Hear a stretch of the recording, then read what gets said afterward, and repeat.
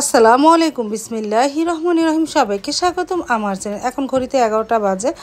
আমাদের বাড়িতে আগাছা পরিষ্কার করার জন্য ডালিম ভাই চলে এসেছে। এসে ঘুম থেকে উঠে দেখি সে বাহির আগাছা পরিষ্কার করতেছে, আর মাও চলে এসেছে। মার শরীরটা তেমন একটা ভালো না, আসার পরেই শুয়ে আছে। আর এই যে জান্নাত পাখি ঘুম থেকে উঠে আমাকে কুলে নাও। বড় ভাবি ভাইও চলে এসেছে, তাদের বাড়িতে কাজ চলতেছে রুমে। তারপরে এর মধ্যে বেজে গেল ঘন্টা চারিক। আমি প্রায় 4টা বাজে রান্নাঘরে চলে এসেছি। মুরগি গোস্ত নামিয়েছি, পটল আর কাজলি মাছ, আর ইফতারি তো আয়োজন করবই। পটল ভাজি করব, কাজলি মাছ ভোনা করব, আর মুরগি গোস্ত ভোনা করব। শক্ত মুরগি, মা তো এটা খাবে না, এই জন্য মার জন্য কাজলি মাছ আর চাল ভিজিয়ে রাখলাম। তাহলে রান্নাটা শুরু করে দেই। প্রথমে কাজলি মাছটা বসাই, আর এই জন্য পেঁয়াজটা একটু ভেজে নেই, তারপরে ময় মশলা দিব না, আর মুরগি গোস্তটা মেখে ঝুঁকে বসিয়ে দিই।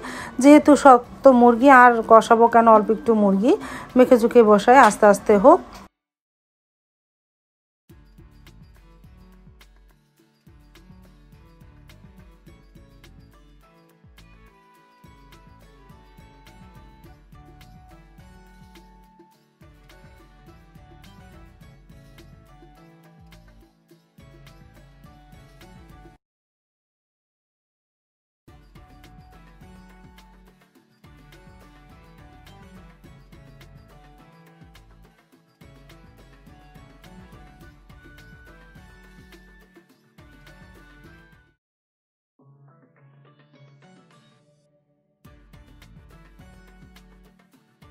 তারপর তো অল্প অল্প মশলা দিয়ে কাজলি মাছের মশলাটা কষানো হয়ে গেছে। এখন কাজলি মাছটা দিয়ে একটু হালকা নাড়াচাড়া করে পানি দিয়ে দেবো। কাজলি মাছ আর কষানো লাগে না, মশলাটা ভালোভাবে কষাতে পারলেই হয়।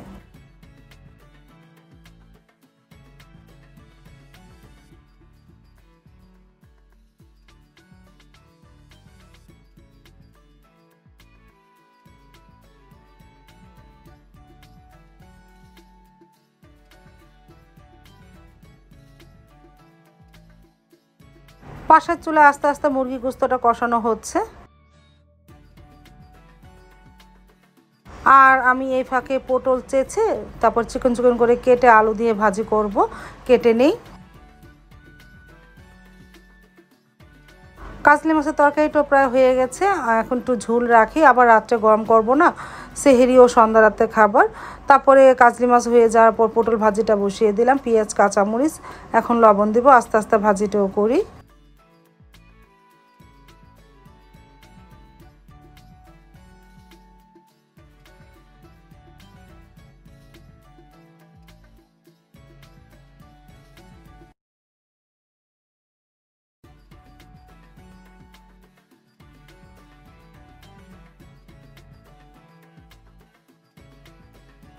আর এদিকে মুরগি গোস্তটা প্রায় কষানো হয়ে এসেছে, একটু পরে আলু দিয়ে দিব।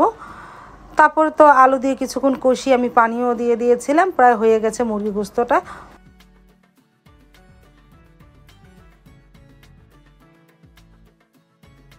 আর এদিকে ইফতারি সব আয়োজন করে নেই। কাজলি মাছ হয়ে গেল, পটল ভাজি হয়ে গেল, আর আলুর চপ, ডিম চপ, তারপরে যে পেঁয়াজটা মেখে নেই, বেগুনের মধ্যে হলুদ লবণ মেখে রেখেছি। এই আসরে নামাজ পড়ে এসে ভাজা শুরু করে দিবনে।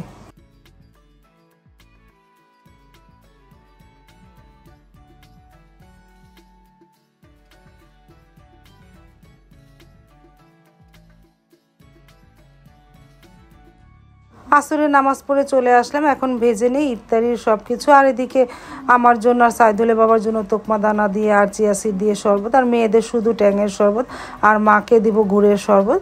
তারপরে আস্তে আস্তে তো সব কিছু ভেজে নিতেছে। মা তো আজকে থেকে আমাদের ঘরে ইফতারি ও সেহরি খাবে, ঢাকা থেকে এই কদিন বেরিয়ে আসলো।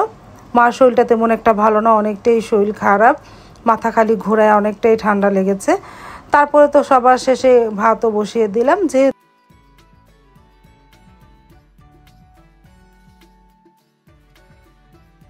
তারপর তো ইফতারি নিয়ে টেবিলে চলে আসলাম, আর আমার টেবিলের চেয়ারের কভার লাগিয়েছি, তুর্কির কভারে লাগিয়েছে। গতকালকে সাইদুল বাবা কিনে এনেছিল, মানে অর্ডার দিয়ে বলেছিলাম, তারা দেখার পরে আমার বানিয়ে দিয়েছে এই তুর্কির কভারগুলো। তারপরে যে আমরা টেবিলে বসে সবাই ইফতারি করব, টেবিলে সাজিয়ে নিলাম।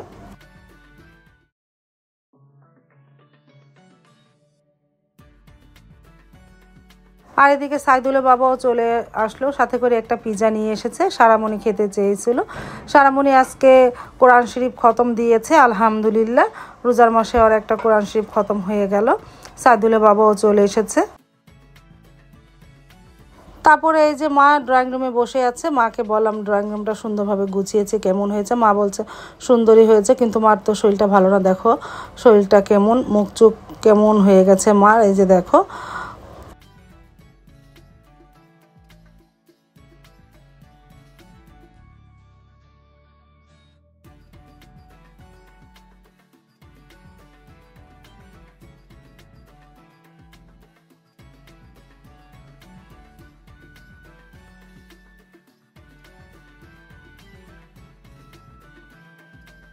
তারপরে তো আজান দিয়ে দিল, আমরা ইফতারিটা করে নিলাম আলহামদুলিল্লাহ। কিন্তু মা ইফতারি করলো তেমন কিছুই খায়নি, শুধু একটু বাঙ্গি তরমুজ আর মুড়ি মাখাও খায়নি, শুধু একটা বেগুনি চপ খেয়েছে, আর সবই রেখে দিয়েছে। শরীরটা বেশি ভালো না তো, এই জন্য খেতেও পারলো না। আর জান্নাত বুড়িও তো ঘুম থেকে উঠে চলে এসেছে, আমার কোলে বসে ইফতারি করতেছে। এই মেয়েটা কিচ্ছু খেলো না, শুধু মুড়ি মাখা খেলো। তারপরে আমরা ইফতারি করলাম আলহামদুলিল্লাহ।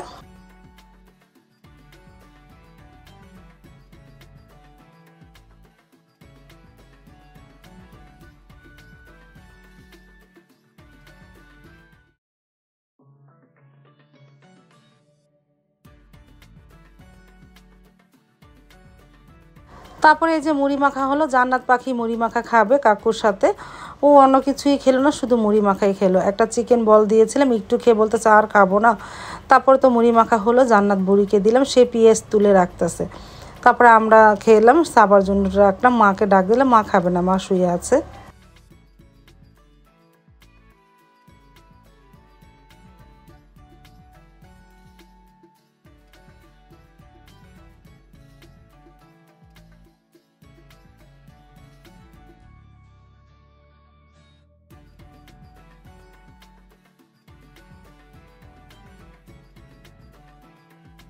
তারপর তো দেখতে দেখতে ঘন্টা দুয়েক বেজে গেল। সাইদুলের বাবা দোকান থেকে চলে আসলো। আসার পরে যে 9:45 বেজে গেছে, সাইদুলের বাবা মা খেতে বসে পড়লো। মা খেয়ে নিতেছে, খাওয়ার পরে ওষুধ দিব। একটু ভিতরে তো ঠান্ডা লেগেছে, ঠান্ডা থেকে অনেকটাই কাশটাই কমতেছে না, এর থেকে মার শরীরটা অনেকটাই খারাপ। তারপরে এই যে ভাত খাইয়ে তারপর ওষুধ খাইয়ে শুয়ে রাখবো। আজ তাহলে এই পর্যন্ত, দেখা হবে আগামীকালকে নতুন আরেকটা ব্লগ নিয়ে। আল্লাহ হাফেজ।